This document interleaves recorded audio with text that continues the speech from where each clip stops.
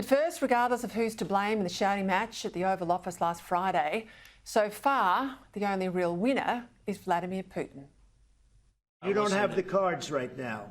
With us, you start having cards. But right now, you don't. Yeah, you're playing cards.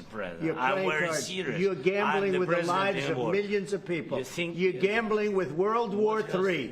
You're gambling with World War III. And what you're doing is very disrespectful to the country, this country. That's back to you. Far more than a lot of people said they should have. To Trump fans, the president was only telling the Ukrainian leader the brutal truth, that without American help, he's on a hiding to nothing. To everyone who thinks that Volodymyr Zelensky is a hero, Donald Trump's insistence on a deal with the Russian tyrant seemed like a surrender to might is right, and not the defeat of the invading force, as should be the case. The bottom line here is that Russia is the aggressor, and any ceasefire without meaningful guarantees, like Western troops on the ground, is just breathing space for Putin to rebuild his strength and attack again. And it's a morale boost for the other aggressors, like China against Taiwan, Iran against Israel, with Russia, all of them currently in an alliance of convenience against the democratic West. Now, maybe Zelensky should have meekly accepted the role the president and the vice president had planned for him, that of a grateful supplicant, happy to turn over much of his country's mineral wealth as payment for the Biden administration's earlier help with military hardware. Maybe he went well beyond what was agreed pre-meeting, and that got the US president offside. Maybe a thank you might have smoothed the big egos in the room. Have you said thank you once? A lot of times. No, in this even entire today, meeting, you said thank even you. Today. You went to Pennsylvania and campaigned for the opposition in October. Offer some words of appreciation for the United States of America and the president who's trying to save your country.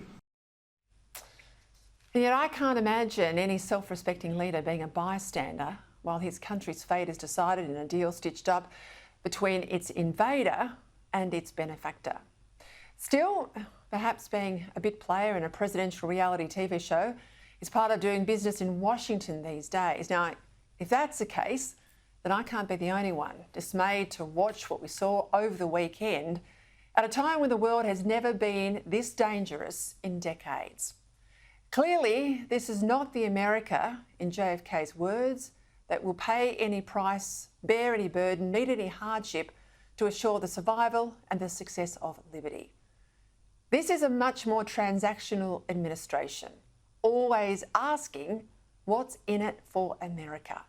Now, in a sense, who can blame them, given that America's allies, including Australia, have long been more or less free riding on American strength. And over the time that the US has carried the cost of the world's wars, both in terms of blood and treasure, everyone seems to have benefited except America itself, as its steel workers and auto workers have watched the nation's debt grow and their jobs head offshore to China. So you can see why ordinary Americans feel the way they do. What's even worse is all the left-wing elites who have been shouting themselves hoarse for decades about American imperialism, denigrating the efforts of the US military and making it easier and easier for the US to walk away. I wonder how those who don't like American power are going to find Russian or Iranian or even Chinese power if Friday's meltdown really does become a turning point in history. Let's hope the Ukrainian leader and the US president can come up with a way to swallow their pride and get this mineral deal back on track, because if it made sense last week, it still makes sense now. And the presence of US miners in Ukraine is the step towards the guarantees that Ukraine wants. If there's any good to come out of Friday's disaster, it's more readiness on the part of Ukraine's other friends to do more. Yesterday in London, both Britain and France recommitted to policing any ceasefire with tens of thousands of soldiers. We will go further to develop a coalition of the willing to defend a deal in Ukraine and to guarantee the peace. The UK is prepared to back this with boots on the ground and planes in the air. In the press conferences, though, their insistence on an American backstop, well, that testifies to the brutal reality that on their own, they don't think they're enough to intimidate Russia out of further aggression. And on their own, they don't think they could successfully fight Russia, even though Russia's GDP is now on a par with ours, and even though Europe's population is 3 times that of Russia. The brutal truth is that every country that thought it could take American help for granted must now think again.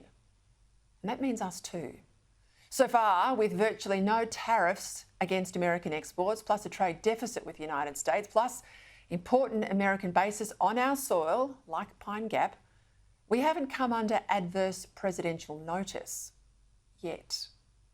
But sooner or later, President Trump will work out that we are spending less on defence than most of the Europeans, meaning that paying for an extra squadron of F-35s, as Peter Dutton promised yesterday, and handing over much more cash for Virginia-class submarines, well, that'll be the least that's expected of us. As the Chinese Navy has just demonstrated, on our own, we can't stop larger countries taking advantage of us. As a nation, we urgently need a plan for much more defence self-reliance. More shifts, more aircraft, more soldiers, more missiles, and at least some drones, with none of the procrastination that's marked defence procurement for years and years. Plus, we must stop the net zero madness that's making it almost impossible to keep heavy industry in Australia. Because what's the point of being ready to stand up to China if all our steel has to come from China, or we can't keep the lights on without Chinese wind turbines or solar panels? But in the end, for better or for worse, the US president remains the only leader the free world has, and we have no choice but to work with him.